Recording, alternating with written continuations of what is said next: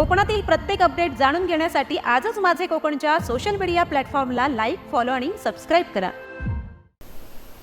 जिल्हा वार्षिक योजनेअंतर्गत नाविन्यपूर्ण योजनेच्या माध्यमातून लांजा तालुक्याची शान असलेल्या लांजा तहसीलदार कार्यालय येथे उभारण्यात आलेल्या 75 फुटी ध्वजस्तंभाचे अनावरण व लोकार्पण सोहळा काल गुरुवारी 24 एप्रिल रोजी सकाळी पार पडला।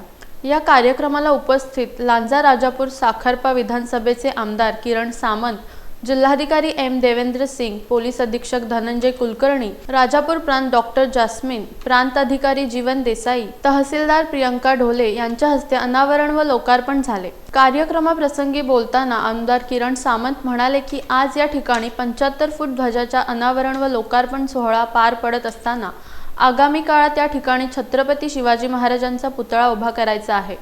त्या दृष्टीने जिल्हाधिकारी यांनी या डीपीडीसी मधून हा पुतळा आणि त्यासाठी लागणारी जागा उपलब्ध करून द्यावी अशी मागणी आमदार किरण सामंत यांनी केली। त्याला जिल्हाधिकारी एम देवेंद्र सिंग यांनी सहमती दर्शवली।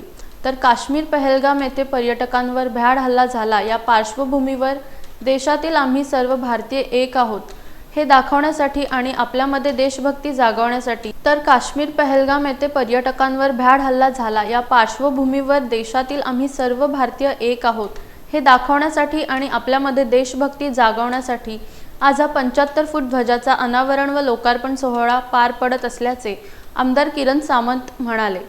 75 फूट ध्वजाच्या लोकार्पण सोहळ्याप्रसंगी बोलताना जिल्हाधिकारी एम देवेंद्र सिंग म्हणाले की आपल्या देशाला स्वातंत्र्य मिळून 75 वर्ष पूर्ण होत आहेत। त्यामुळे प्रत्येक तालुक्याच्या ठिकाणी 75 फुटी ध्वज उभारण्याचा संकल्प पालकमंत्री उदय सामंत यांनी केला होता। आमदार किरण सामंत यांनी देखील आपल्याला अशा प्रकारे काम करायचे आहे असे सांगितले होते। आज या ध्वजाचे अनावरण होत आहे ही अभिमानाची गोष्ट आहे। मात्र काही समाजकंटकांकडून रात्रीच्या वेळी या राष्ट्रध्वजाची विटंबना किंवा तत्सम प्रकार केला जाऊ शकतो। असा प्रकार घडू नये ही आपली सर्वांची जबाबदारी आहे। या संपूर्ण कार्यक्रमाला लांजा तहसील, पोलीस प्रशासन, बांधकाम विभागाचे अधिकारी, कर्मचारी, लांजा हायस्कूलचे शिक्षक वर्ग, विद्यार्थी आणि लांजातील विविध पक्षाचे पदाधिकारी, नागरिक मोठ्या संख्येने उपस्थित होते।